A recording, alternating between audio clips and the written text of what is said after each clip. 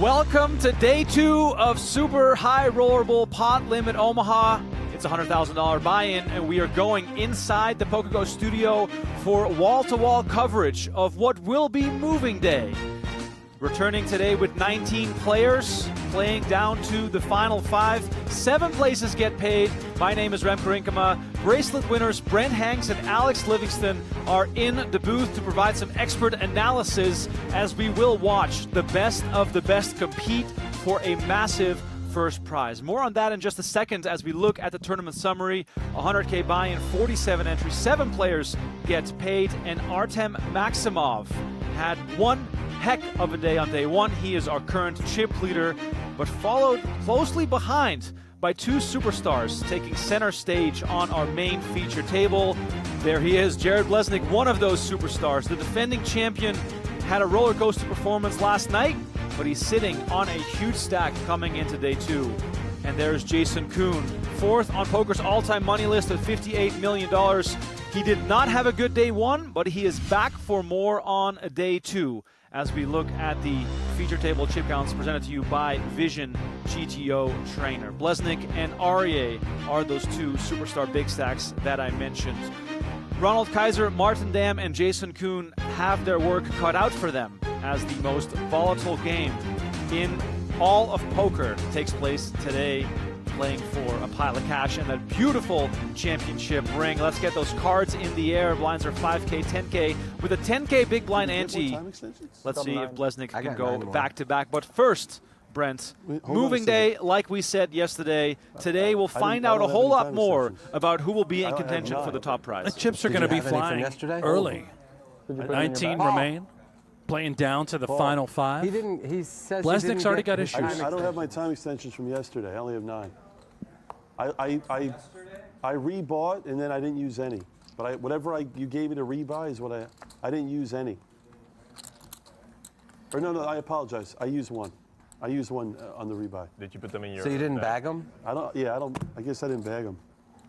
He took them home. Sounds like you don't need them. All right, so the players, Brent, do get those time extension chips. Please introduce the people to how they actually come into play. You think I know? I've never played a single PGT event in my life, let alone the Super High Roller Bowl, but I believe you've got 30 seconds to act. 10 seconds. And those are worth a minute apiece, I believe. They should be 30 seconds apiece. 30 seconds apiece. And pre-flop has gone down to 20 seconds, which is a change I really like seeing. I hope. At least the first pre-flop decision you have. Thank you, Alex. I was hoping you would dive in. You played about all of these events with the exception of Super High Roller Bowl. Do you use time banks? I try not to, but sometimes I'll use 5 or 6 on a big river decision. Almost never before the river. Yeah. Well, we got our first flop here. Koon versus Dam. 2 of the shorter stacks going head-to-head. Koon just re-entered, so he has a fresh stack of 300,000 chips. Busted out late last night, and now he's back on 30 big blinds. Played one of the more epic hands we've seen in Pot Limit Omaha tournament play versus Ben Tollerene. Yeah, the aces versus aces. Got quite lucky there. Both of them had powerhouses, and just a little unfortunate for Ben. And now you see here, sort of not all wraps are made equal. Koon's got the Queen Jack 10, the good end of the wrap, and Dam has the low end of the wrap. There are a lot of cards where Dam can make a straight on a 10, but Koon makes the nut straight, etc. So after the action went check on the flop, Dam now betting 22,000 on the turn from the big blind. Hearts perhaps a bit of a concern, but Koon is going to come along here. Need yellows. Reasonable step from Dam for a small sizing facing a check back from Koon. He can get a lot of immediate folds. He's got queen high and outs against most hands. River brings the 3 of clubs. Koon gets the check mark, but it's all very thin looking. If you're Martin here, you'd really rather have a heart in your hand if you want to fire another river bluff. Having said that, queen high, bottom of his range, maybe he goes for it here. Decides to check. Action now on Koon. I would imagine this is an interesting spot for Koon. He may feel compelled to have to bet containing the Queen of Hearts, just a pair of 9s. It's showdown. Yeah, it's interesting because Koon does beat some hands like Martin has. Also, it's unlikely that Martin would bet something like just a king on the turn. And here comes Koon with the pot-sized bet, and Dam lets it go immediately. So Jason Koon chips up right away and is up to 362,000. A long day ahead for all these players. Like I said, the final 7 will get paid. Yesterday there actually was that spot, kind of like first orbit. I was like, fuck. Here's a look at those Here we go. 2024 super high rollerable PLO payouts presented by Stormex. 170K bubble looms in the distance as the winner tomorrow night will take home $1.5 million. And you know what's funny? I've done this. I've made this mistake. It's my fault. I've made this mistake. If it's his fault, there should be a he should pay for it. Yeah. one chip penalty or something. Yeah, or 1 round. I also remembered.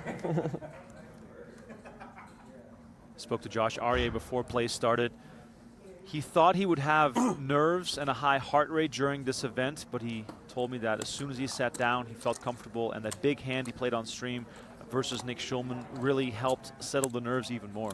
Yeah, it's funny you say that. I found a lot of the big final tables I've been at, I've had nerves going in, but then once I sit down, I mean, that's what we've been doing, our whole careers.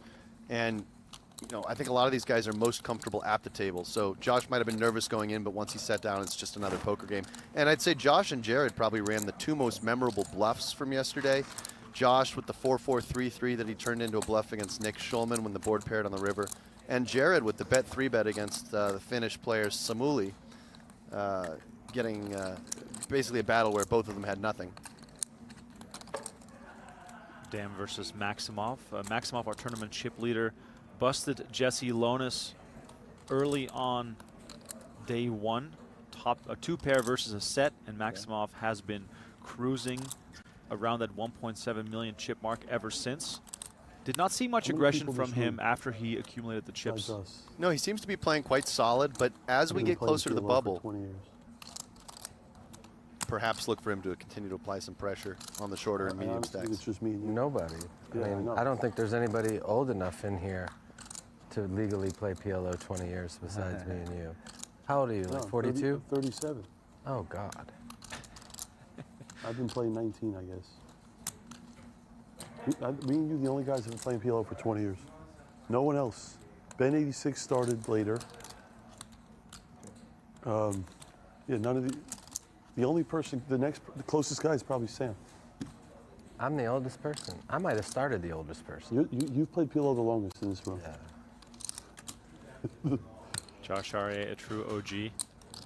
Like when you basically in 03 with the when you got second in the main, you were playing PLO back then, right? Yeah, I was playing PLO in 90. Oh, in the 90s. Yeah. Oh wow. In 90. Probably 98. That's wow. Oh, so you've been playing 25 years. Table talk a bit more interesting and than You his haven't been hand. playing probably more than 5. Yeah, I mean the first hand of PLO I played was 38? probably like 2007 Yeah, but you didn't. or something. Yeah, but like, you didn't really play it. No, I didn't play it seriously until I got head up with Johnny 18 Chan. or something.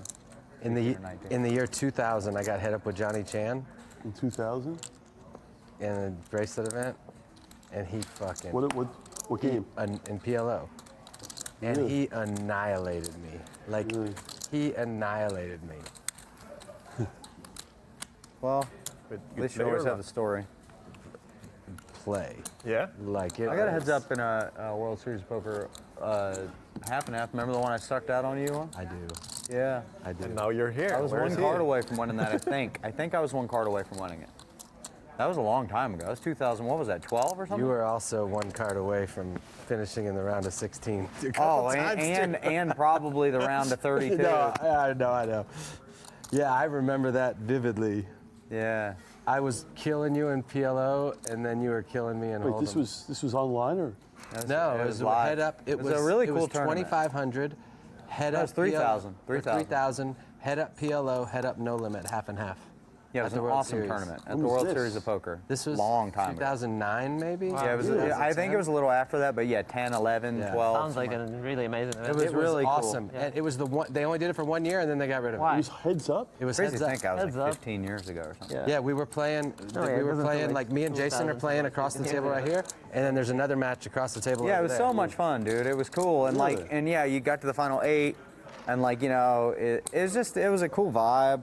Yeah, the dealers sat at the ends of the tables. Yeah, I played one of these, but it was only no limit. I think like one pair plays Yeah. here and the other Yeah, pair. yeah. This was half PLO, half no limit. Yeah, maybe the only year they had it. That's the I right know. point. It was It unbelievable. was awesome. I was Yeah, I talking know, to- dude, and I think it was the only year they had it, and I almost, you know, obviously it would have been so cool to win that bracelet. Hell yeah.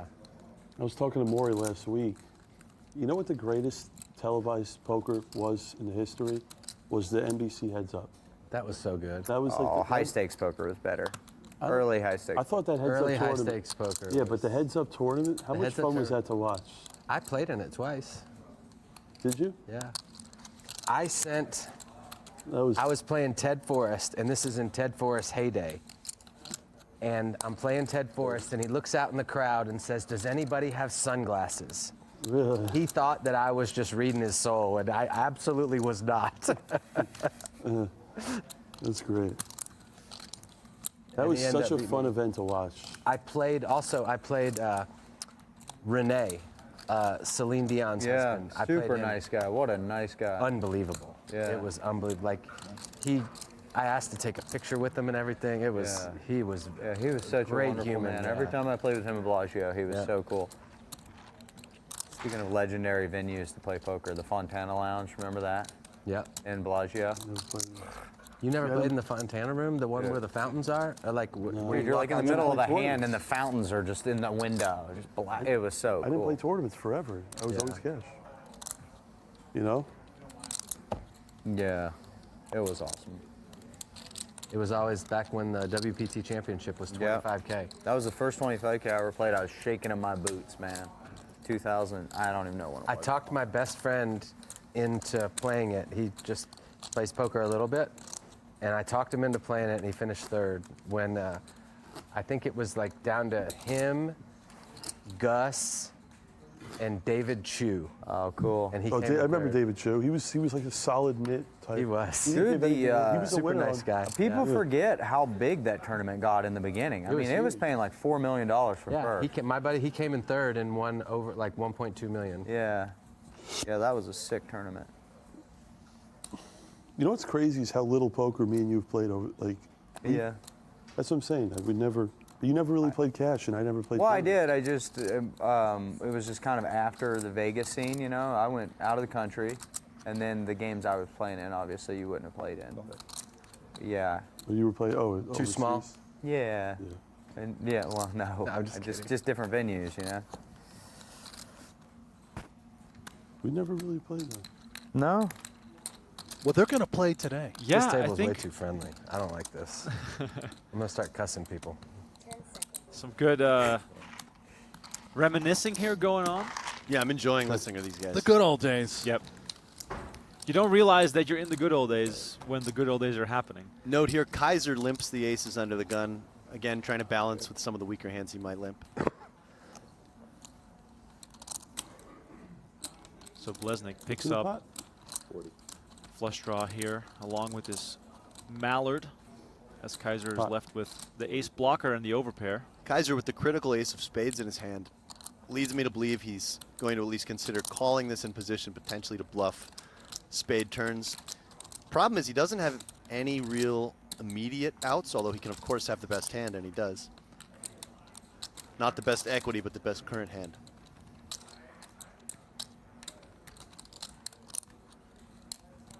He wants no part of this, avoids the trouble on later streets. Yeah, again, just bad visibility with that hand. Facing a full pot bet from an aggressive opponent, decides not to float there with the ace of spades. Action on Jason Koon from the small blind. Martin, was it you that at the Triton PLO that Danny Tang was like asking advice from every hand? Like, what would you do with this hand? No, I talked a bunch to him, but I don't I remember I was watching a stream and Danny Tang was like playing a PLO tournament. It was a 50K. It was the first time. All right, quick little interruption here to let you know about Vision, a GTO trainer by Run It Once. Crush PLO by training with the tool the pros use. No matter what level of PLO player you are, Vision GTO trainer can help improve your results. Head on over to runit1.com/SHRB and use code SHRB at checkout to gain access to the most powerful PLO study tool available. Proud to have them as a presenting sponsor here of Super High Rollerball Pot Limit Omaha as we go on over to check in for the first time today with our secondary table. Also a stacked affair here as we are on the turn. Jonas Kronwitter with the check mark versus Ben Tollerene, 205,000 in the middle. This hand to recap, Joni Jalkamainen raced the 30K under the gun. Kronwitter called, Steely called, and Tollerene called. So four-way action to the flop. Tollerene led out for 35K. Kronwitter the lone caller, and here we are on the turn. And these spots are really brutal in PLO. Tollerene flop top 2 pair with not much backup, basically no backup, and now he's facing an overcard. He's still well ahead of some bluffs, but again, we talk about that visibility. What rivers besides a queen or a 7 is he really excited to see? So is the immediate concern here plain old kings?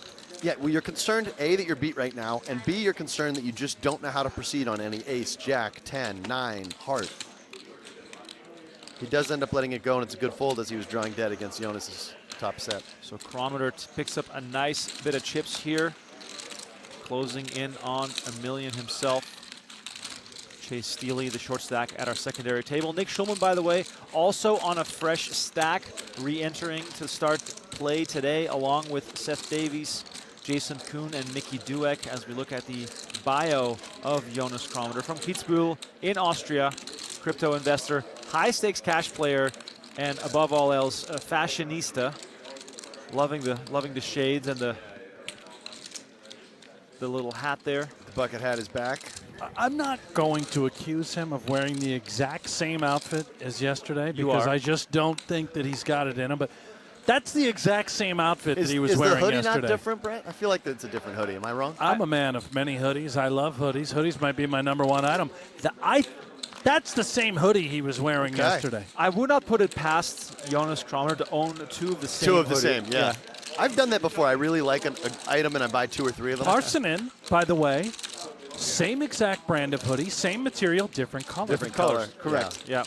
And notice all players except Winter on this table wearing a hat of some sort. That's the kind of analysis you're going to get here. The PLO Super High Rollerball. Winter's got the shades. His hoodie looks very comfortable as well. Also, I believe the same as yesterday. But always wearing the same glasses. Trademark Sean Winter shades. Curious if Ben calls this combo out of the small blind. Fairly weak jacks, but getting an okay price. He's been known to get in there with a wide range of holdings. Does make the call. Action on Jalkamainen in the big blind. Kind of an uncomfortable hand for Jalkamainen as well. The price is very good, but no suits going. Can be dominated by his opponents quite often. Yeah, the Badugi goes in the muck. And we got 3-way action going to the flop here. Third table in play as well. We'll periodically try to check in with that table with our wide-angle view as the likes of Jeremy Osmus and Mickey Doek, Seth Davies are battling it out on that table. Winter's hand unknown, but just given all the cards we've seen, definitely possible he's got some piece of this board. Not a lot of clubs accounted for among the other players. I've only seen 1 king folded out of Yoni. So Sean Winter's cards have not hit the reader in the appropriate way, which is why we're in the dark on his holding. Winter is going to bet in position. Now, given the lack of clubs in either player's hands, do we have to assign Winter a few? I mean, I think there's a good chance he's got at least 1 club in his hand. Also, note the small sizing here. This is a really nice play.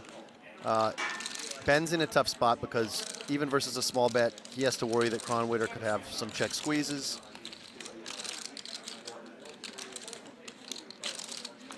Well, Tollerene is going to come along. Again, a little light from Ben, but given the price, wants to see a turn card. He's got backdoor diamonds, figures a jack is good. Turn brings the deuce of spades. Without a doubt, Windsor does have a mallard in his hand. He may have all 4 of them. He looks like a man of many mallards. Birds of a feather. Tollerene again with a quick check. I think almost regardless of what Sean has, kind of a nice card to bet small on. There shouldn't be a lot of deuce X in Tollerene's range. He can put a lot of pressure on something like a naked queen high flush draw to fold right away. He can get value if he does have ace king plus, and he can get a cheap bluff in if he has something like ace 4-5. And at the buzzer, Winter comes with the bet. And it looks like we have big action on the main feature table, stepping away from that hand to find Martin Dam all in on the turn. After 2 limps, Bleznick raised to 55K. Dam called, and there's the river already. 9 of hearts to complete the board, and Martin Dam has been eliminated. That went quick. And with that, I believe Jared Bleznick surges into the chip lead, just overtaking Maxim. Is he really going to do it? Is he going back to back? Blez? From you. I spoke to Blez as well prior to the tournament starting today, and he said, when everyone goes GTO and meta, I just do something different. Yeah, there you go. It looked like he had all these chips. Well, so much for him joining you guys in the booth tomorrow at the final table. He's going to be busy. Keep it moving. Keep it moving. Bleznick clearly on top of his game, and he sends one of the Don't forget these here. toughest PLO players in the field. you. Online I'd have specialist actually not Martin taken Dam to the rail. Here's a look at last year's results. Bleznick on top, beating Isaac Haxton heads up after a grueling match at the final table. High card, I think. This year, no Chidwick, no Kempton, no Aaron Katz. Frank Crivello, I believe, already busted. I think he played. No and Chino. No Chino. It's crazy. Where are these guys? And yet more entries than last year. So Right. obviously some fresh blood as well. Martin Dam wasn't here last year. He just turned. He turned like the world. Sapila I is still new. had him. I had him. I actually had him in bad shape because I had a jack and a king. I had a king and an 8. Did you? Thanks for telling me. I didn't want to say that. So yes, Great. Bleznick indeed now the tournament chip leader. So we are down to the final 18. If you're just tuning in, we're playing down to 5 tonight. And Do you have any of that? 7 places will get Queen paid. and Jack. What? Queen and Jack. You had a queen jack too? He was not as live as he looked like. Ronald Kaiser for the second time in just a few hands picks up aces. Don't think he's gonna be passive with these. And there it is, pot size raise announced.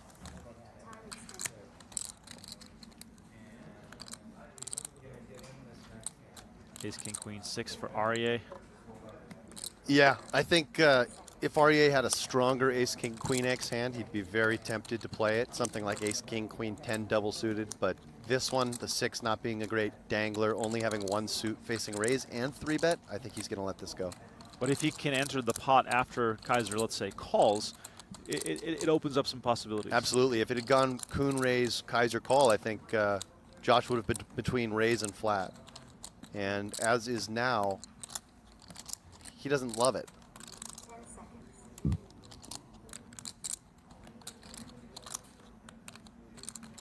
He's just going to be quite dominated by a lot of the hands Kaiser has here. He's going to have the aces, the ace, king, kings, the stronger ace, king, X double suited hands.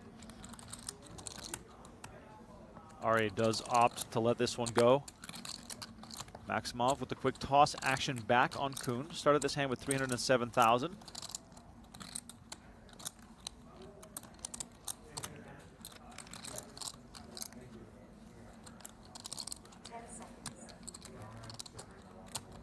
Any sort of rundown type hand, I assume we're in?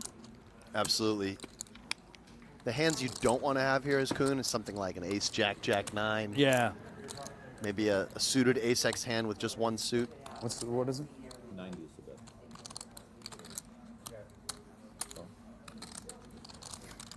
And Koon is going to make the call out of position.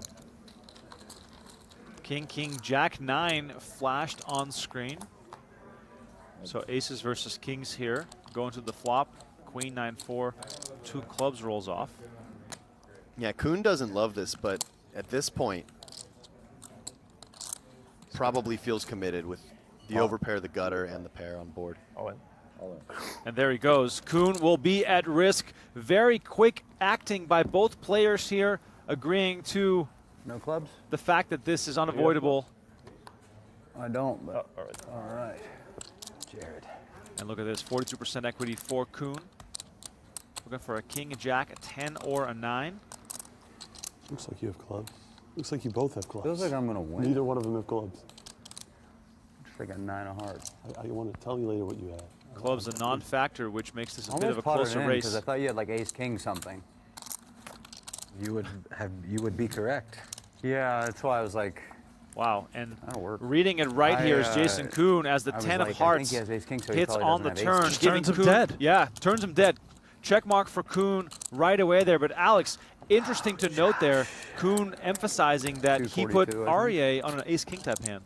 Yeah, it's interesting. He said that he was happier about it because he put Arieh on ace king, so he thought that maybe Kaiser had aces left less often. Yes. Having said that, if Kaiser does have aces and Josh has ace king, now he's got less outs with his kings. So kind of a double-edged sword there. All right, Koon Swapping that one? Oh, okay, great. Thank you. Koon hits You his also win? straight and finds a big double up. Ronald Kaiser down to crumbs here in the early goings of day 2, but Jason Koon off to a very hot start. Here's a look at our feature table chip counts presented by Vision GTO trainer Jared Bleznick, our new chip leader, followed closely by Artem Maksimov. Josh Arieh looking very strong, and Ronald Kaiser dangling off the back of the pack. He'll be needing a quick double up as Chase Steely is joining us at the feature table. Sorry. Steely had quite a tumultuous day yesterday, Brent. I'm still here. Up and down, roller coaster. In for his second and final bullet. We saw him head straight to the cage. Backpack full of money. Hope he's got some left. Well, I'd say he's Did the got, hearts come? there's more where that came from. judging think by so? his bio sheet, I think he's No, doing it just came fine. Well, he's wearing a Turnberry Isle Country Club hat and a Wynn Golf Club I had ace high. quarter zip. I'm Could pretty be sure all he's- in, though, on the pretty sure apparel he's doing plus the all right. second buy-in. We've seen these types of I've got cases. apparel. I've got apparel reads on the guy. Apparel reads at these higher stakes, always very fun. Bleznick repping his own brand. This is go time for Kaiser, by the way. 6 Yes. big blinds in the cutoff with ace king and a nut suit.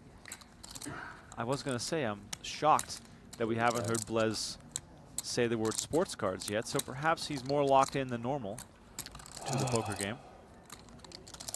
Yeah, Kaiser comes in for the raise and Arieh with queens. He's going to come over the top to isolate. Yeah, this is very standard from Josh, well ahead of the range of hands Ronald would pot off of 6 bigs. Maksimov has kind of a fun hand in the small blind, but facing this action will elect to fold.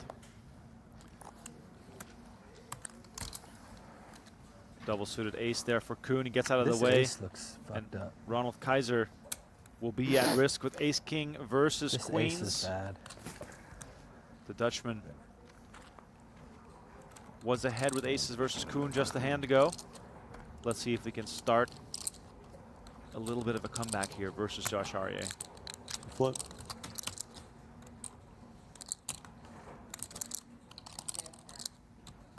$147,000 chips in the middle, which would be half the starting stack if Kaiser finds a win here.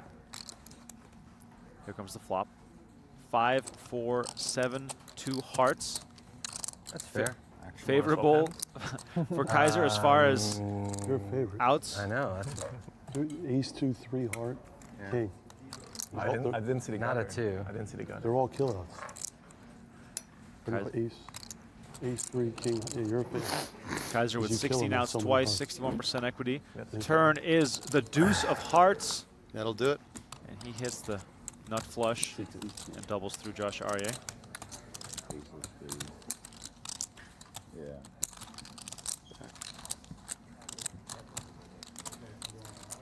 A little more breathing room here That's the for least you can do Kaiser. after last hand, right? Yeah. Still the short stack at the feature table. Going back over to our outer table. It's real noticeable from the other side. 3 players involved here. Sean Winter limped under the gun. Jaukomainen with the call. Then Eelis Parssinen made it 50K. Winter came along. And so does Jaukomainen. So we have 3-way action.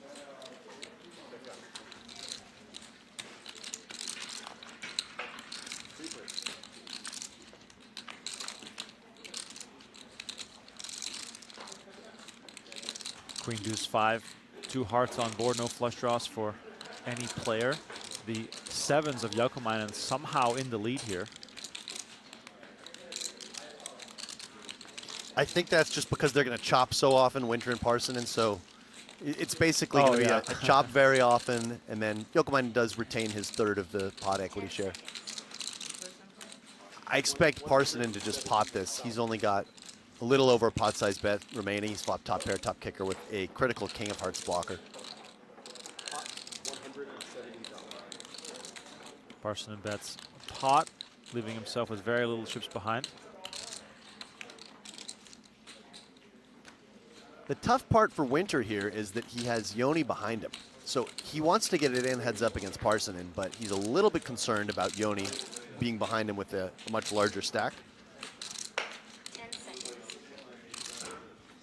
But I think he's just going to decide this is too much hand. Oh no, he actually elects to fold. Oh, so that's a big win there for Parssinen. Kings with hearts, those dangerous hands. So Winter wanted no part of that, and Parssinen happy to take it down without showdown. A little bit less stress for the online poker phenom. Number 1 on the PLO all-time money list, hailing from Helsinki, Finland. Probably don't fold in a cash game. You think you folded the bet time? I could have.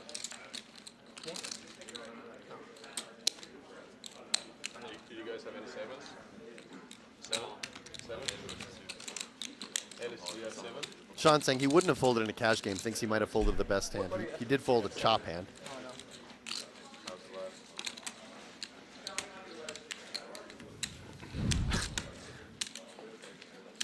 Do you think Winter made a mistake getting rid of the You know, ace-queen there? it was really difficult spot. One key concept that we saw illustrated there is the concept of relative position. So Sean was kind of being sandwiched because he would have loved to just call heads up against Eelis in position and run it. But having Yoni behind him and being deeper with Yoni than he is with Eelis really creates that difficult situation. So Yoni there closing the action pre-flop had the benefit of relative position, being able to see what both his opponents do. And it was a difficult spot there for Sean. And Parssinen continues the potential upswing here, finding aces on the button. I think I very slightly would have leaned towards continuing Sean's hand in the last hand, but again, it's you hate to call and then have Yoni sticking in with a set or something and you're just drawing super thin.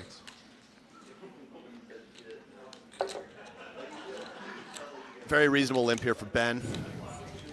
The type of hand that wants to see a flop, doesn't want to play a big 3-bet pot.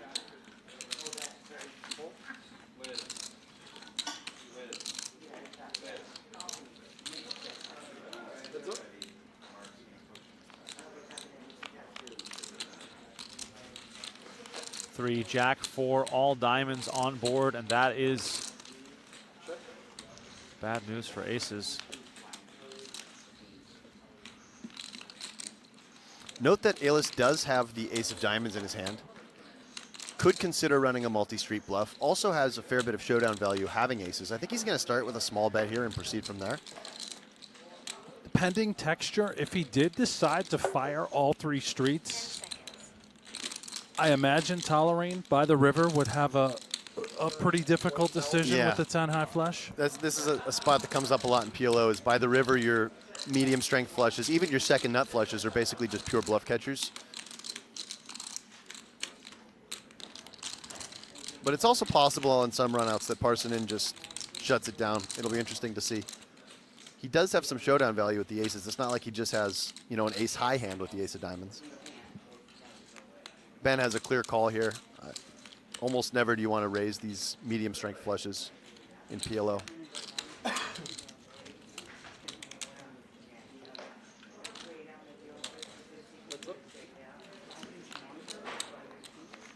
Turn card brings out the 3 of clubs, pairing the board.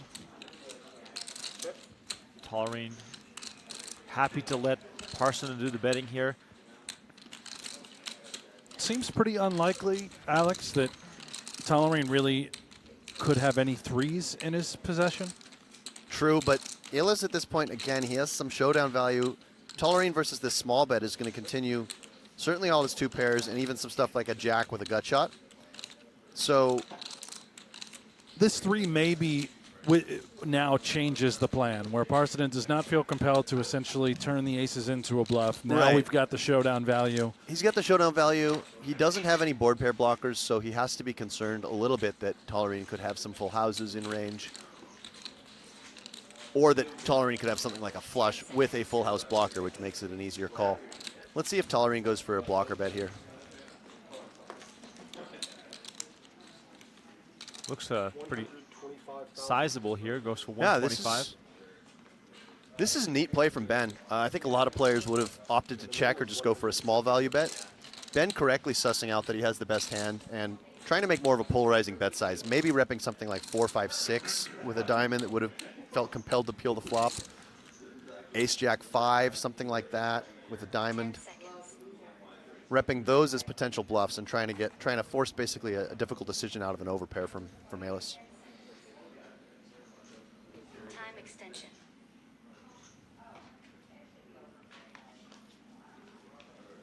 And Eelis perhaps unsure if Tollerene can bet this thin for value. Might be looking at his ace of diamonds as a very nice blocker, thinking that Ben wouldn't go for value for this size with worse flushes. But again, he would prefer to have a board pair blocker of his own to make this hero call.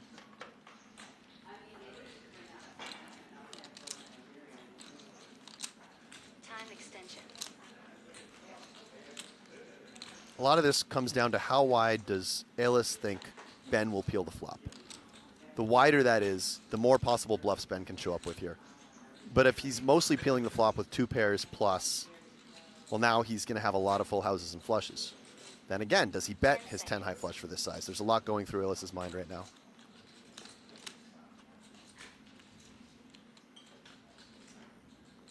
Time extension.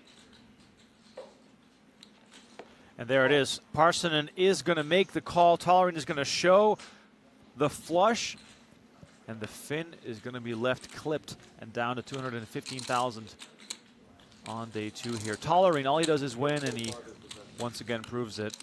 Yeah, that was nice from Ben. I think a little bit non-standard. I don't think a lot of players would have gone for a value bet of that size, but perhaps Eelis a really nice opponent for it.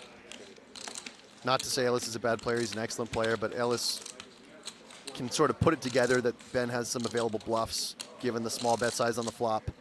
Maybe thinks he won't go this thin for value, and it ends up just being a really nice value bet that pays off for him. As far as live tournament earnings are concerned, in Pot Limit Omaha, Eelis Parssinen leads the world in winnings. Are you aware of the history online between Ben Tollerene and Parssinen? Do you know? Have they played I don't know how much cash? direct competition they have. I feel like Ben played a lot more online PLO prior to when Eelis played the majority of his PLO, but I'm sure there were some overlapping years as well. Right. Two greats of the game, absolutely.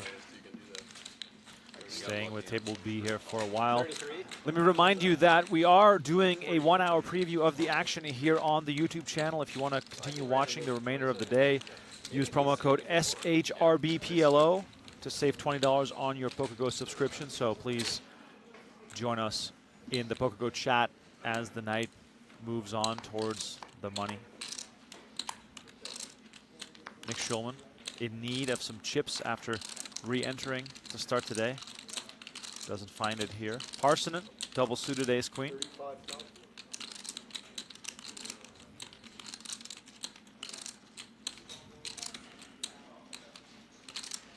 Kronwitter with king queen 10-9 double suited. 10 seconds.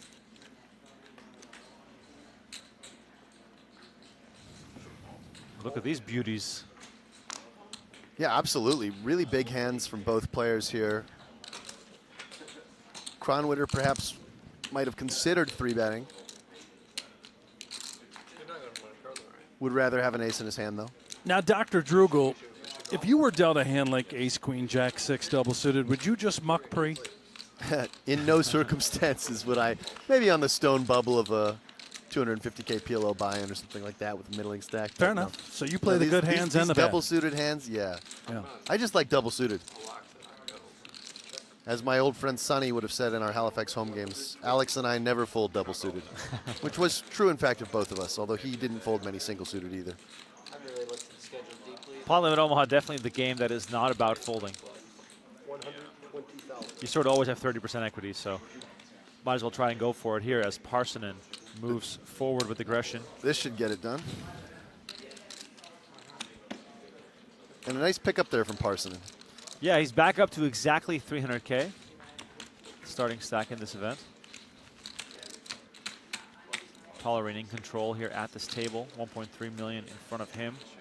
As we go back over to our main feature table. I think that's the There card are that some got chips me. in front of the players here. 855 in the middle. Bleznick betting 375 with the checkmark versus Arieh. Arieh with a set of nines. Oh, Also Jared. holding a queen. Wow, this is a huge pot. And Bleznick with the straight. Action to recap here. Arieh 30K under the gun. Bleznick made the call. Then Bleznick check called 40,000 on the flop. Led for 160 on the turn. And now again leading the river. Wow, this is a bit of a bizarre line from Jared, who Could have 3 turned his hand into a bluff on the turn, leading for a pot-sized bet with just top pair and an open-ender. Basically repping 7-6, and now Sorry, that the guys. queens come in, he's actually repping Jack-10 as well. Arieh blocks the initial hand Jared was repping with the 7 in his hand. Jared, you are really fucking good. Arieh also has no hearts in his hand. I'm not one to fold too often, These could be reasons for calling. but you know that. Let's say Josh had something like 9-9-7-10 where he blocked both straights, again with no hearts and with a set. I think that hand would be really a nice candidate for a hero call here. So this is an unfortunate spot for Josh. Arieh also mentioning, Brent, the dynamics between these two players, you know that I know type deal. Yeah, love hearing that out loud. Oh, he does make the call. He's going to see the bad news. Yeah, I knew that card beat me. Bleznick tables the ace king jack 10 for the king high straight, and Arieh quiet in defeat. They'll be thinking back of this hand for quite some time. Yeah, you know, I really don't fault Arieh for the call. Again, it's easier when we can see the cards, but to me, Jared's line was a little bit bizarre. Josh's hand was a pretty nice combo to hero with. Jared's plenty capable of finding the bluffs there, so I think not a bad call all in all, just ran into the wrong type of hand. Meanwhile, Bleznick is up to nearly 2.5 million. He is running away with this thing. All right, no one is running away with this one. Trade on the U.S. election legally on calsheet.com/PokerGo, the first legal exchange in the U.S. where you can trade on the outcome of the upcoming election. Own the outcome. Sign up right now. Go to calsheet.com/PokerGo. Other markets available as well. Go check them out. Staying with the feature table here. Can you trade on the popular vote? I believe that one could be, you know, heavily one-sided from everything I gather on social media. There is quite a bit of discourse about the outcome, Brent. I think that you'll be able to find a market. I might have to get some trades in. Let us know how you fare. Chase Steely needs to start winning, down to 18 bigs. And Brent, you just mentioned it right before we threw that little promo there. Bleznick almost 2.5 million, absolutely insane how he's leading the pack yet again. Yeah, he's well on his way to the final table. Put himself in position this early on day 2 to make a run at back-to-back. And I'll say, I mean, to win the Super High Roller Bowl, the PLO edition, back-to-back years, that will go down as one of the greatest feats in poker. You think about how tough these fields are. These stakes, this is really something else what we're seeing, and I'm not trying to jinx him.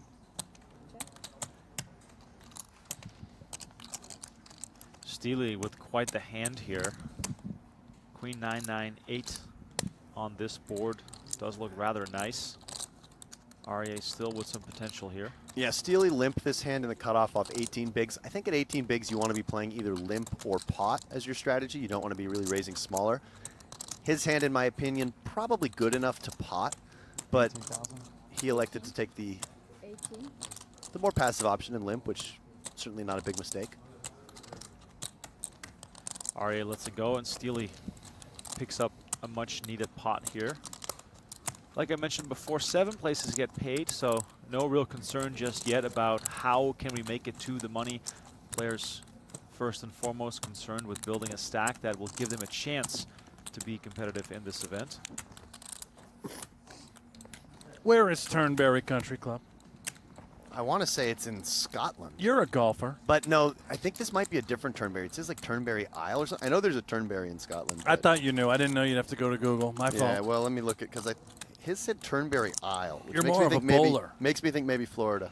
Little refresher here on the payouts, 1.5 million up top, as you can see there on your screen. We don't care about the money, Remco. All we want to know about is Turnberry. It's Florida, yeah. All right.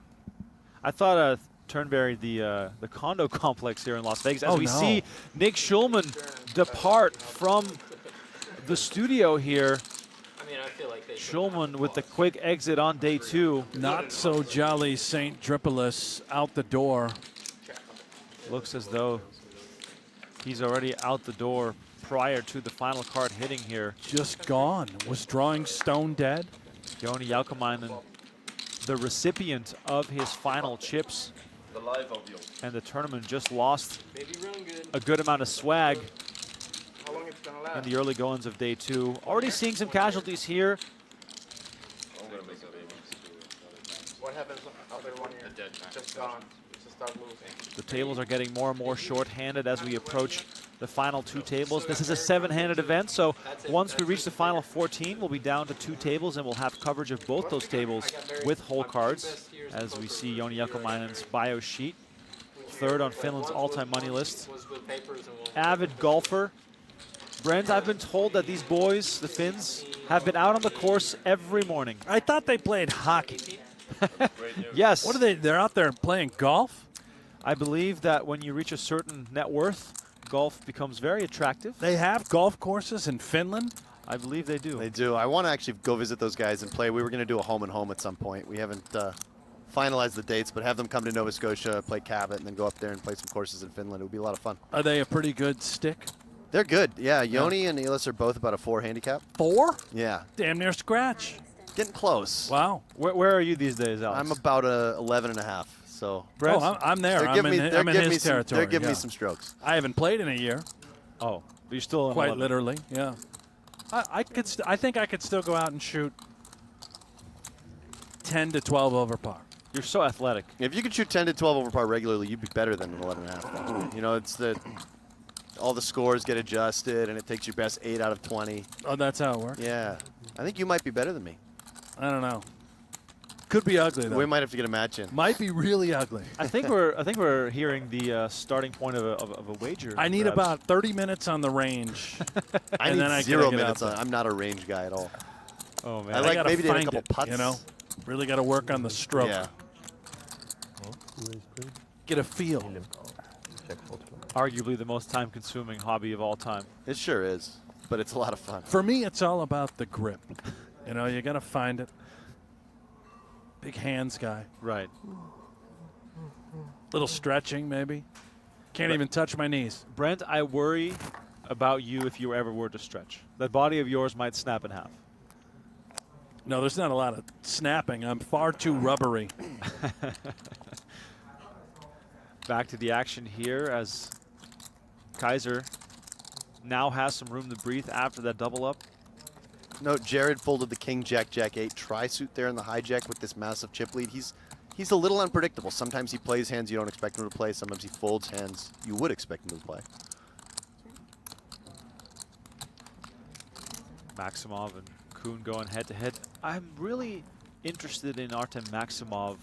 He seems to be keeping it really close to the vest, not looking to invest too many chips, but so comfortable on the big stack, almost maybe disincentivized to get involved. Yeah, I mean, he seems to be playing kind of small ball. Possibly he's just been card dead as well. Now he has Jared to worry about with a big stack. Interesting to see how he faces off against Jared.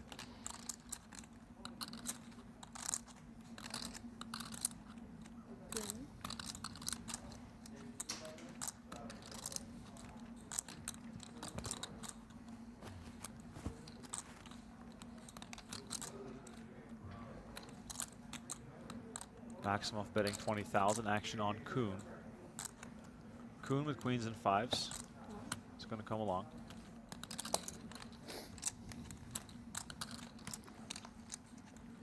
Seven of spades on the river. Koon's going to get the check mark here. Can Maksimov realistically represent much here? Yeah, he can. He can definitely bet the turn with a lot of strong two-pair combos. He can have some 6-4 stuff. Plenty of draws missed. He picks up a smidgen of showdown value on the 7, but let's see how he likes to play it. I don't think Koon is going to pursue value here. Still loses to some kings up hands. 8-7.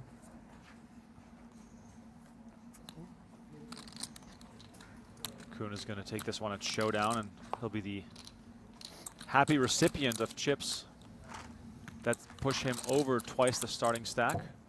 Contrary to Nick Schulman, who also started today with 300K. Koon trending in the right direction. Here's a look at our tournament update. 42 entries, 17 players remaining. We'll get down to the final two tables when we have 14 left. I always feel like in this stage of the event, things move so fast, Brent. It is that time where players look to accumulate. You know, it's a lot of it is just the structure. Stacks hovering in the 20 to 30 bigs. It's PLO. 3-bet pots, money goes in much quicker. There is the notion of also wanting to accumulate, feeling like it's time. Not a lot of, dare I say, tight players remaining. These guys just know the game so well. They know when it's appropriate to get it in, when to peel. Speaking of getting it in, ace, ace, king, jack for Kaiser. We saw him limp aces earlier off 45 bigs. I think here with 19, he's just going to go for the pot.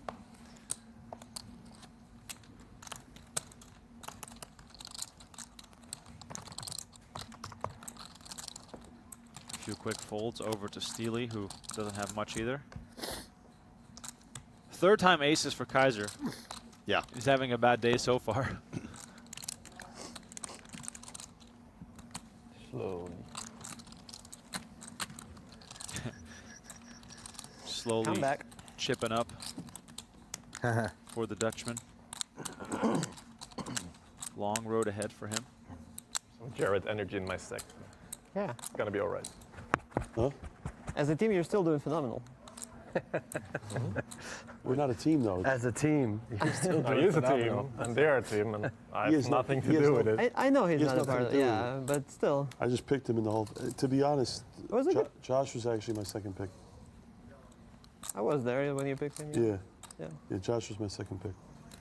So I did get confirmation on the wager. You that were was yeah, that's what we were talking yeah, about. Yeah, 25K, exactly. yeah. I You was- picked this idiot over me? If I told you I was living in LA, you would definitely. Oh, know. yeah. Yeah, Once I 100%. found out he lives in LA, I was out. I'm never picking him again, by the way, ever. Maybe when he's gonna move. Huh? Maybe if Jared if he's gonna needling move. Kaiser, his Yeah, teammate in the bet. I I'm think actually he's moving to subtly Vegas next year, probably. Oh, you see, you was have better needling chance next year. Josh as well, saying you were my second pick. Yeah, After beating him in that large pot, just there's yeah. There's the always little things little that mind games. Bleznick does, and it feels very much intentional to get under the skin, but subtle. But yeah, just to get back to that real quick, I spoke to Kaiser before play started, and he said it's not a last longer, it's a cross book. So it is Kaiser and Bleznick versus Parssinen and Jokamainen, and it is just Bleznick versus Parssinen on the money front. They made the bet, so Kaiser said, I have no part in this. I am just a participant. No sweat for him either. So the Good cross team book play, good still team play. alive. And Bleznick, if we look at the chip stacks, dominating this wager was so close. far, because even if we add up Jokamainen and Parssinen, they don't even get close to half what Bleznick has right now.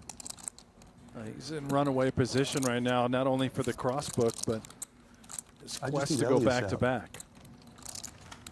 If he's out, I can breathe. Yeah. He's probably the second best player in the field. Bleznick thinks he's the best, right? Maybe third after you. I and me. think that's what he's insinuating. I'm not saying I'm the best. I'm just saying he's probably second. Leaving a little up to the imagination of the viewers there. Reminds me of a lyric by the famous Canadian poet Drake, saying, "I'm top 2, but I'm not 2." That's the sort of thing Bleznick would say about himself. Absolutely. He may genuinely think that Ben Tollerene is the best, without saying it. Or someone like an Eelis Parssinen. No, I think he said he's the second. Oh, I thought you meant he didn't reveal who he thought was first. Right. But I also feel like you have to have a certain belief in your own ability. And I think that at this level, thinking and sort of, I don't know, making yourself believe that you are the best is probably helpful. Yeah, no, I agree with that. A very tempting hand here for Kaiser. Of course, he's going to play. Whether he pots or not is the question. He does elect to pot it. Maximov, near the bottom of his opening range, may elect to just fold this queen jack 8-6. Typically, you do continue with these hands in position where you don't have a pair in your hand. Like 130 behind. Oh, yeah. But the 6 being kind of a semi-dangler, only having one suit. Kaiser's range being quite strong. This is at least 124. close. Double suited, he would have a very easy call. Or if the 6 was a 7 or a 9.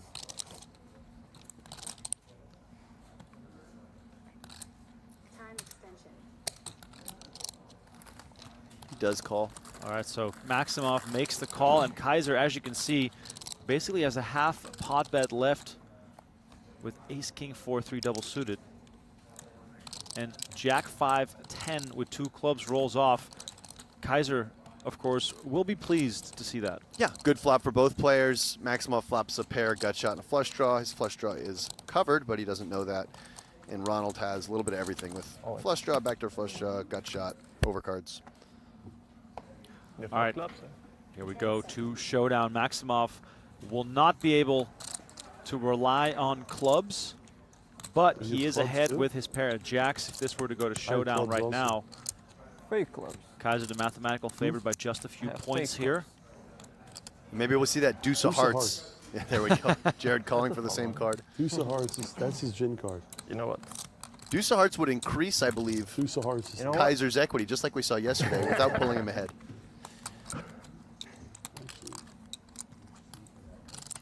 Ronald Kaiser looking for some help to stay alive. Ace of clubs on the It's turn. not over. Gives him the nut flush, but Wait. Straight flush draw here from What? Maximov. 9 of clubs still available. He's not drawing dead. Not wrong What? that. Straight flush draw. Oh, 9. I didn't see that because I saw the king. Oh my God. I've lost this one earlier this week. Oh boy, Kaiser not I 100% sold on this one. River is the deuce of hearts. It's the aforementioned. I think the other direction would have been better for the cameras. Maybe let's let's have them rig the deck up a little different. Yeah, next run time. it back. I guess I had 6 high clubs. And Maksimov here taking the first little hit to his stack. Above where you started with. And Kaiser, yeah, right back to where he started the day. They were bad. Why you play good? Bleznick very happy with that.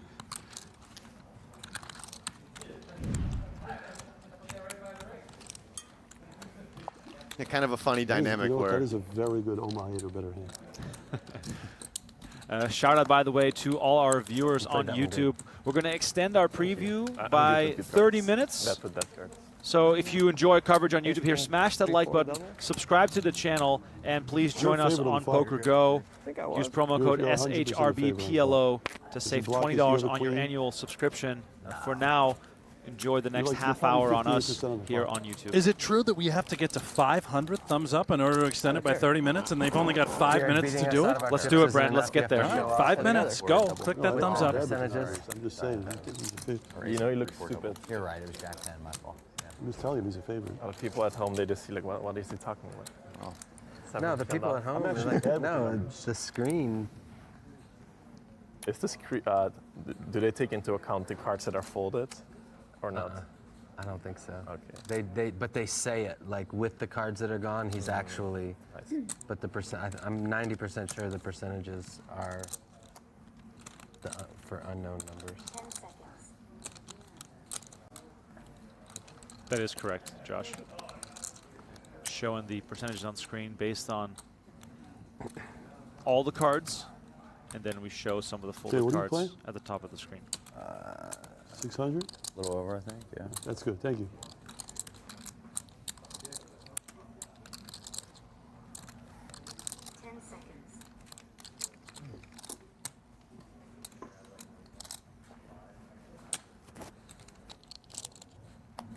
Slightly tight fold there from Bleznick. King, queen, 9-4 double on the button, but reasonable.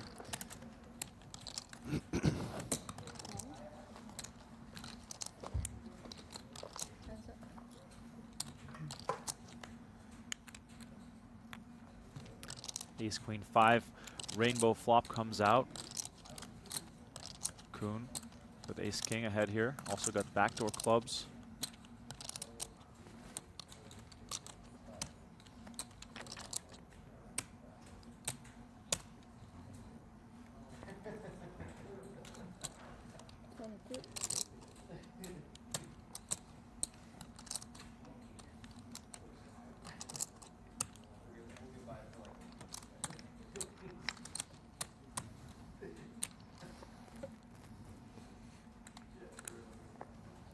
Arieh is going to come along with the queen 9-8-6. Yeah, I think just a function of the small size Koon chose. Arieh can't love his hand, but he does have some backdoors, and look at that card. Yeah, I was just going to say 7 of clubs would be interesting, but the 7 of spades will do as well. Arieh now with a wrap. Certainly turned a hand where he's guaranteed to see a river. Jason might shut this one down, just top pair, top kicker, and a gut shot. Oh, he is going to continue for 75,000. Now, if you're Arieh here, are you much inclined to just come along and realize that equity? Yeah, I'm just going to call here as Josh. Plenty of outs. I think a little too ambitious to go for a check raise. Even though blocking a queen is... Oh, wow. Oh, Josh Arieh pulls the trigger, doesn't wait too long, and announces a pot-size re-raise. And what is this supposed to look like for Koon on the 7? I mean, that's a really nice play. Yeah. The queen is definitely a critical card because Let you bluff me. Jason's repping for value. Aces, ace, queen, and queens a lot. That's a nice find from Josh. He's just built different, is Arieh. There was something about it in the moment where he picked up on from Koon. Anytime chips come my way in Maybe this game, because it wasn't a full pot size bet, the Yeah, 75. I don't know what. Yeah. But he just said, you know what? I think I can get a lot of folds, and I've got a lot of gamble. Let's go. Right, And the and 7, I'll tell you. giving him so many extra outs with the wrap. I would have expected something like that on the 7 of clubs, but nice find for Josh to just go for that on the offsuit 7. What 7 did you have? So Josh Arieh pulling the trigger and winning a nice pot. If you want to win some nice pots, perhaps give yourself a chance to play in the $5 million invitational free roll taking place on December 13th in Las Vegas. Sign up at clubwptgold.com right now for your chance to win a golden passport. That event has $1 million first prize. So go there right now, clubwptgold.com, make your account, and who knows, we might see you in Las Vegas. He's got to fold his almost entire All right, blinds range. are up, 6K, 12K with a 12K big blind ante. Double suited. One level in the books, many more to come. 6-12 now. 6-12. King, Jack, 9-8 double suited for Koon. Very nice looking hands. 36.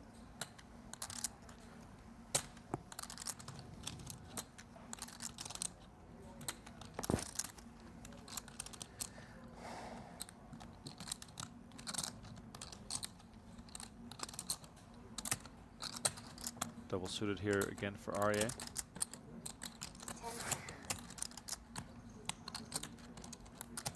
Kind of a close hand here. He would absolutely play out of the big blind. Elects just to take the more conservative option out of the small My first blind. guess was that you would have ace, king, queen, 5 because you said you didn't win. So I was like, the only hand that's left, right? And then I was like, I have aces and a queen, and there's a queen there, and he has king, so. Yeah, I think if I had ace, king, queen, 5, I would have 4-bet. Yeah. Ace 4-10, 2 spades. Because I had like 1.3 and you only had 400. Maximov with ace so it's queen like- ahead Yeah, here. I think it's 90. Can Koon still Yeah, represent a you strong can- you range can here? fold a lot, Yeah. yeah. Yeah, I mean, Koon can definitely, he opened under the gun. He's going to c-bet this board at a high clip, but doesn't mean he has to c-bet every combo. He doesn't have a spade or a heart in his hand. Having said that, king high, open under the gun, Maksimov calling out of the big blind. Looks like a good spot to go for it. Maksimov has one of those hands that is forced to continue, but again, just not great visibility. No backdoor flush draw, no front door flush draw, no gut shot. But he does have aces up. I don't mind it, just because it actually helps with my posture. So I sit up and it doesn't hurt my back as much. When we're playing at the other tables and they're lower, my posture's worse. And after a few hours, my back starts hurting. You can kind of see, I think, in Artem's body language here that he doesn't love this spot. But he knows he has to continue. Yeah, lots of cards that will make this hand even trickier. And there's the three of spades. Now, Artem has one spade in his hand. Koon has none.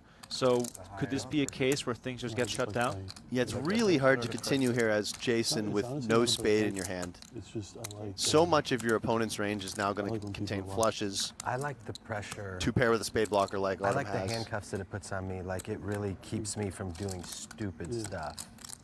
Like, I mean, I do a lot of stupid stuff still, but when the camera's not on me, I do a lot more. Check. Well, what if that's your strength? 8 of hearts on the river. I don't think it is. I don't think it is. The hand against Jared, I should never have been in the pot. And You should never been. You raised. I know, I should have never raised. Oh, you should have raised pre-flop. Yeah, I shouldn't have been in the pot. And I flopped 3 nines. And You 3-bet that hand or no? no. Is Koon too concerned here about getting called down? 7. I think this is a shutdown. Again, no spade in his hand is quite relevant. The 8 is a little bit Queen nice, 7. blocking an aces and 8s improvement, but When you said you could beat 8s. Koon does decide to check. Maksimov gonna take this one down. Koon really had his hands tied on that one. and in PLO when you have 4 cards and none of them really interfere with the good hands on the board and you got called on the flop, you really need to shut it down a lot. It's just so likely your opponent has something that can continue.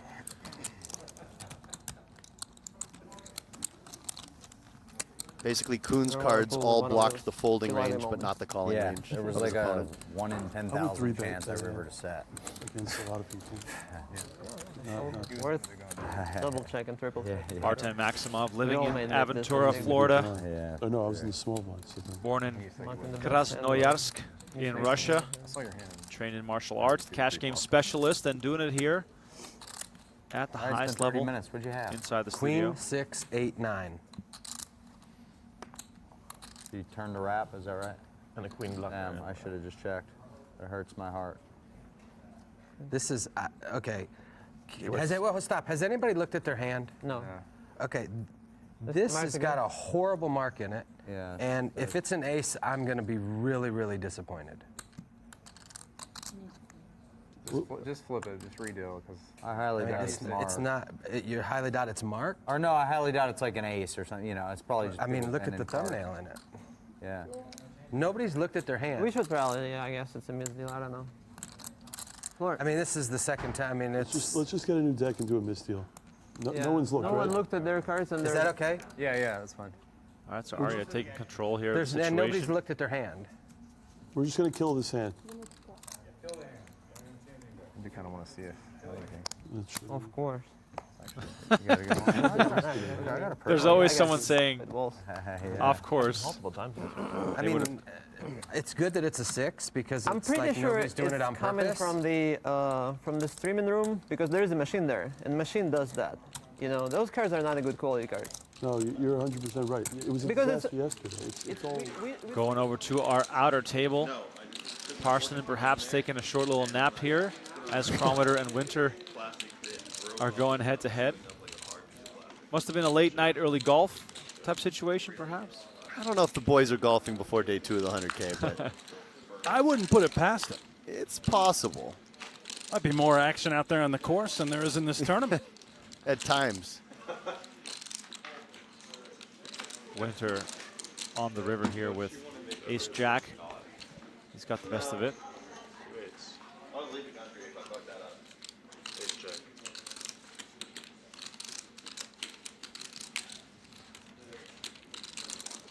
Eelis Parssinen, the shortest stack at our secondary table on 265. A bit quieter here on our second table. Of course, removing Arieh, Bleznick, and someone like Koon, who all love to chat. And all of a sudden, it feels a lot more businesslike. Well, and these guys all genuinely hate each other. Do we have any good feuds brewing, Brent? Oh, I'm sure. Not these cannot be discussed on air. But yeah, it's ugly out there. A lot of violence. I love how you said to me prior to the show, without naming any names, some people are just okay with others being scumbags. They just accept it. I mean, you just sort of know. Oh, he's in the. And you move on, right? And you understand. They'll never change, by the way. What can you do? But other players make one mistake in the eye of the law, and they're forever ousted. Well, you have to have martyrs. right. Someone's got to set an example. Yep. Well, leave you guys watching to decide who fits in what category. And just for the record, I'm unaware of anyone specifically at this table that we're watching as being classified as a scumbag. Right. I'm genuinely, I'm not pointing fingers at any of the. I'm just saying, in the community as a whole. Yes. We are aware, and we just tolerate. Am I wrong? Yeah, I think there's good and bad eggs in any industry, right? But I do think that the quality of person that plays in the studio generally. Good people. Good people. Yeah. Good banter. Some lot of bad fun. eggs. You know, That there we're might be aware some of. stalling here and there from certain individuals who I won't name. But, Maybe some spoiled eggs. But the staff also does a very good job of creating such a nice environment for us to play and making the players feel comfortable. You see Sean defending a very weak hand there, but it was small blind versus big blind. That's the spot in PLO where you have to be the widest. You have position, your price is good, there's an ante involved. You have to just continue with all sorts of holdings.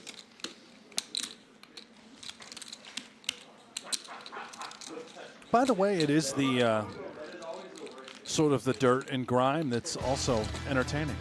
Oh, absolutely. We've seen it time and time again when the conversations go off the rails. We laugh the loudest. Here's a look at the secondary table chip counts presented by Vision GTO trainer Ben Tollerene on top, 1.3 million. Jonas Krometer also up over $1 million. And the rest of the table has some work to do. Winter, Jokamainen, and Parssinen. I'm going to stay with table B here for just a second. By the way, shout out to everyone watching on YouTube right now. Please don't forget to smash that like button and subscribe to the channel. Brent, you mentioned the dealer on this table, Mark, being himself an avid player of Pot Limit Omaha, somebody you battled with in the online days. That's right. Back in the day, known as the Omaholic. Such a good online name. Screen name. Good dude. Just finished runner-up in an online bracelet event, he told me. Good dealer as well. All right, back to the main feature. Chase Steely at risk with kings. Looks like Steely basically 3-bet most of his stack, and Koon just said, all right, let's stick the rest in. You got my 3 block? The 3 felt lucky. Both your suits live. Yeah. As Koon, I think he could have just called this 3-bet and folded the absolute worst flops, but key cards in this story. He's mostly going to have to get it in anyway. All right, here comes the runner. I see an ace of hearts and a 7 of spades with the 5 of diamonds along with it. 7 is there. And you have 1 million backdoor cards. Yeah. all the backdoors available to Koon here. Don't start no matter what and turn a king in my face here. Turn is the 10 of clubs, and there's a backdoor possibility for Koon. Yeah, looking to make 2 pair of trips. Very thin, though, for Koon. Steely in a great situation to double up here. River card is the 3 of diamonds. And Chase Steely is sent to the rail by Jason Koon. Unfortunate river card for him, and we'll see him depart from the set. Yeah, take care. As Koon remains to be involved in so many hands, it's been a real roller coaster for him to start day 2 here. Yeah, unlucky there from Chase. Played solid, waited for a good spot to get his money in, and PLO gods got him. Yeah, so this tournament getting more and more short-handed as we still have 3 tables in play, down to the final 16 players. He's still got the best name in the game, Chase Steely. Really Absolutely. Violent, super short. Yeah. He'll be missed. Can be too bad. I hope he'll be back. Yeah, whatever. Yeah, either way. Well, you can't rebuy. Right, I but know we I'm have always too plenty tight more in the action spot. to come in the coming weeks and months. Perhaps, Fair. perhaps, Brent, whenever you get that high-stakes poker PLO off the ground, You got it. got to give him a call. If I'm still building it, it's not happening. Kind of feel like you're gonna win too. No, that's not I true. think We he actually knows we the had way you're gonna PLO on No Gamble No Future. I meant the Very hand, high but- stakes. Oh, I meant might- the you might- tournament. Aussie you Matt, might JRB, I wouldn't Airball. say it. Wow. I had The Professor. Jack 10, Deuce 3, spades and hearts. Wow, you had me all sorts of blocked out. But you didn't kill my sweat because you're a gentleman. I didn't. I don't do that. Yeah, that's professional gambler right there. I don't do that, and also don't want him to feel better when it, you know. Yeah, I had the Triton 100K last stop. I folded a queen. I folded a queen. Yeah, Ace I got queen kings. can't win. I got kings in against queens, all in pre, and the guy's like, "You're safe." I folded a queen. Yeah. Obviously, Yeah. queen right in the door. See you later. I'm just gonna give it to you, man. You know, just gonna give it to you. Go on, take it. Wow. Good old-fashioned Go walk. fish. There you go. Bleznick, by the way, over 200 big blinds. How did he even do that? Like, it's just like Just doesn't lose. effortless. He's Oh, very you- good at this game. I punished myself. I still think it's okay for what I did, but maybe I should check the turn. But also bet big on the flop. Jason's still But I referencing don't that think hand I'm against supposed Josh. to all the What, the time. hand with Josh? Yeah, I think it was good. I think what I did was allowed. I think I did fine. I don't even know what you had. Did you say what you Had had? ace, king, jack, jack with backdoor clubs on the flop. I had king, jack of clubs. And bet folded the turn. Got her in top pair, top kick. The wild card in that hand, of course, He is got the me. unlikely shove that Josh me Arieh out, pulled boy. there. Right, and got against a Josh. player who's capable of those sorts of What are you shoves, on the turn? Like 35 or perhaps more something, reason to maybe? check Probably back, more, right? hard to think Against my hand? that's coming. Probably more, One right? to come. 10 seconds. Because all your outs are A little coming. over 35. Probably not 40. Yeah. Enough to sting.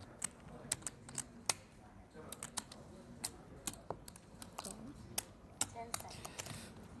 Arieh with the raise, 10-10, Picking on 9-7. your friends.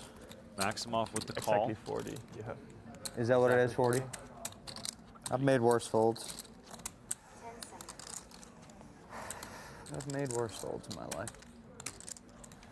Love the five-handed nature Didn't see This of is I play. didn't see anything. very see tight anything. from Yeah. Jared if he folds this ace 7-6-6 with a nut suit from the small blind facing just a 2.5x raise.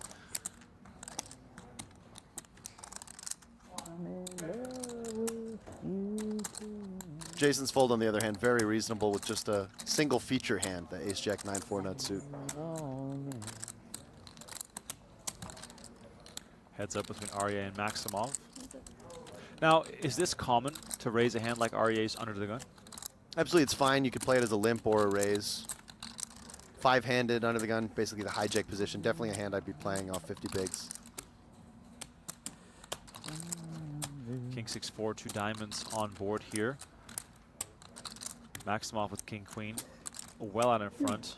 Arieh perhaps just giving up here, no much incentive. Yeah, it doesn't have a lot of cards that interact with that board. King and queen high boards, often boards you'll also check out of position as the preflop raiser. Interesting card there, the 3 of clubs. Arieh has 2 clubs, he also has a 7. A bet would get immediate folds from a lot of queens and jacks combos, even put pressure on some king X combos.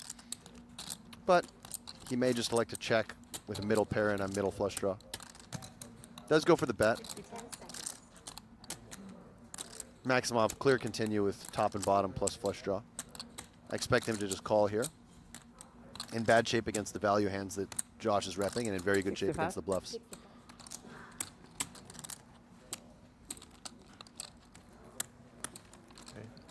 No cheating, Jason. We can see it. Huh? No cheating. See against Yeah. Artem's I'm exact cheating. hand, Josh drawing to a 10. That's fine. That's fine. River card is the 8 of spades. I believe that is allowed. No additional trouble for Arieh What'd with a you say? potential I believe club that is coming allowed. off. too. Interesting to see if Josh uses this card as a double barrel. It didn't change the nuts. 7-5 was already there on the turn. He decides his 10s just have a little too much showdown value, and he just doesn't like his hand as a bluffing candidate. Does Artem go for value here with top and bottom? It would be a little thin, in my opinion. think he's just going to check back and show this down. Are you going Triton? Yeah, I have to. I'll Do be you ever there. skip one, or you always just go? I skipped the last 2 cash game festivals, and I have to miss some of this one. But I'll be there. Those are my things, though. I like them. Wow. Maksimov bets 140, and Arieh Triton, right? goes for Yeah, the I quick guess, hero so call. far. Are you surprised at both of these moves? You know, the value bet is reasonable, but thin in my opinion. The snap call is surprising, particularly Yeah, play them? blocking 2 clubs. Just, You really want your either opponent to have some type Yeah. of missed draw there. The diamonds may have They're been really more fun, likely to man. bet the flop. First straight PLO ever. You really want I them to have remember a clubs. guy had a straight flush and a guy had the bare ace of spades and thought that on a 4-spade board he like had the flush and they just kept potting each other. It was hilarious. Just kept going pop, pop, pop, pop, pop. One dude's like, I have a straight flush, and the other guy just had ace high, you know? Wow. Nowadays, it can only probably happen at Triton. Yeah. Heading over Yeah. to our secondary table. Eelis Parssinen out of his seat. And you know what that means. Looking for some run good here. Ace Queen, Jack 9 versus the Queen 7-4 of Sean Winter. Winter in the lead here. He's got the queens and the flush draw and the straight draw. Parssinen in dire straits here, looking for an ace, a jack, or a 9. The Finn still smiling. But he's halfway out the door here. 10 of spades would be a nice turn sweat here.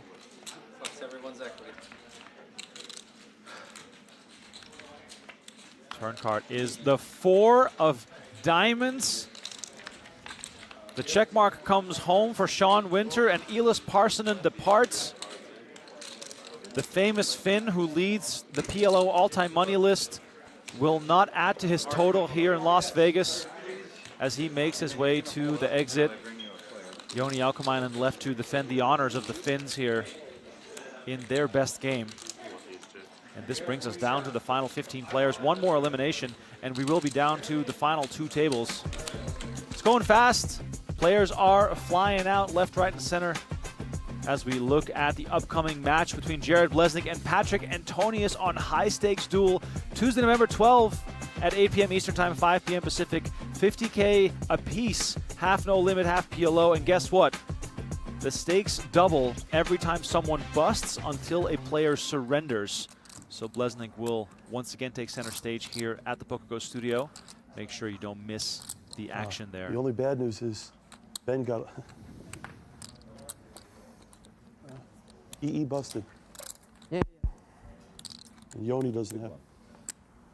2-on-1 now Unless for you're on Jared a in that bet, with the commanding chip lead and Kaiser having maybe just a little bit less than Yoni.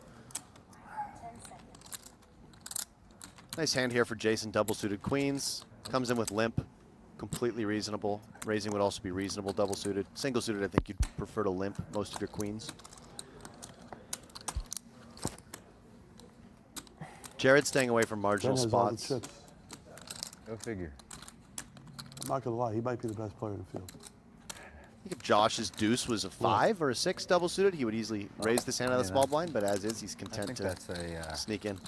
you know, Speaking of respectful Bleznick being thing to a say, bit more and conservative, probably it earned. feels as though he just waits for his Like, next not the spot best to player get in the out field, of but line. one of the Yeah, it best- could be one of the partly best image players of building all as time. well. He seems to get away with a lot of these So it's not even big close. moves. He's phenomenal. Yeah. I don't know, man. Lived with him for years. I saw what he did to people.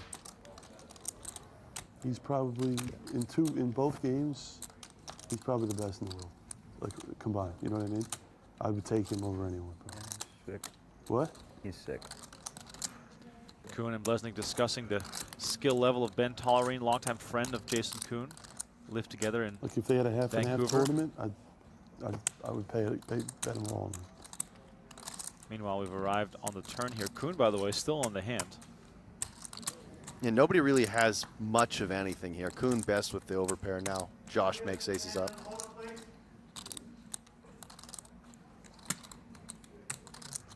I expect this will just check around. Heard the Ace tournament, Jack. tournament director announce for the dealers to hold up, please. I'm expecting that this means that we've lost a player, and we could be down to the final 14. Let's see what's going on there on the outer tables. Everybody getting up to stretch the legs here.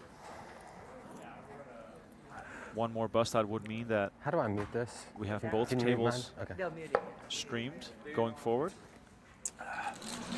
And there it is. We have our next casualty, former main event finalist Mickey Doek on his second bullet today, eliminated and sent to the rail. And that brings us down to the final 14 players. 2 tables of 7 will be assembled in the coming minutes. You can already see that Jeremy Osmus has taken a seat at table number 2 as we pick up this hand here that is still ongoing between Kronwitter and Winter.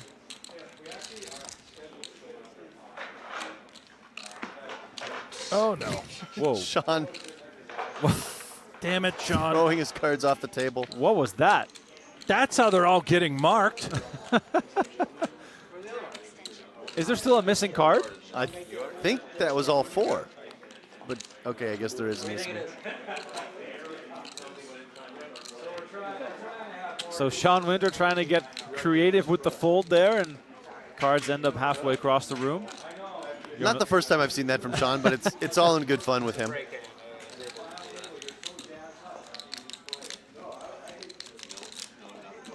All right, we're awaiting the table to get broken here. Please, I want to let you know here that we are going on a very, very quick 1-minute break to reset and get both tables ready for action. This also concludes our free preview on YouTube, so please note that the action will continue exclusively on PokerGO.com. Use promo code SHRBPLO to save $20 on your annual subscription as we continue the action after the break only on PokerGO. All right, here's a look at the great game of Pot Limit Omaha. Eelis Parssinen, $4.5 million in earnings for PLO. He is the leader. Jeremy Osmus, the only player left in today's event, looking to climb those rankings. It's a stacked field, but we do no longer have Wiseman, Lamb, or Chitwick in this event. You can hear Paul Campbell in the background doing the redraw to get us situated for the new feature table. As I mentioned a few times, we're playing down to the final 5. And then tomorrow the final table will play out. Jared Bleznick still the front runner to go back-to-back with 2.5 million chips. He is our tournament chip leader as we await to see who will be at our new feature table. 1, okay. And on that note, we're going to go on a quick 1-minute break. Thank you for all of those watching on YouTube. Please join us on PokerGO.com when we return from the break. See you in just a minute.